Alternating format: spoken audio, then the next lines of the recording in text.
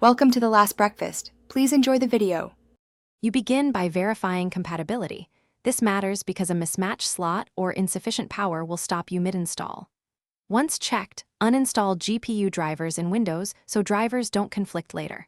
Power down, unplug the PSU, and ground yourself to avoid ESD. Then remove side panel and clear the workspace. Make sure screws and standoffs are accessible. These steps let you start installing immediately, prevent hardware damage, and save time when you reach the physical swap. With the case open, release the PCIe retention clip and remove the old card carefully. Wiggle straight out to avoid bending the slot. Align the new GPU with the slot and press firmly until you hear or feel the latch engage. This ensures a solid contact for data and power. Once seated, screw the bracket to the case and plug in the correct 6 or 8-pin power connectors.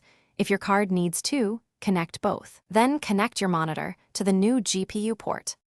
Power the system back up and enter BIOS or UEFI to confirm the primary display is set to the PCIe slot, because otherwise you may see no output. Boot to your OS, install the latest drivers from the GPU maker, and reboot. This updates firmware paths and enables full performance. Once stable, run a quick stress or benchmark to verify temps and clocks. If you encounter no display, try one troubleshooting tip. Reseat the card and verify power cables.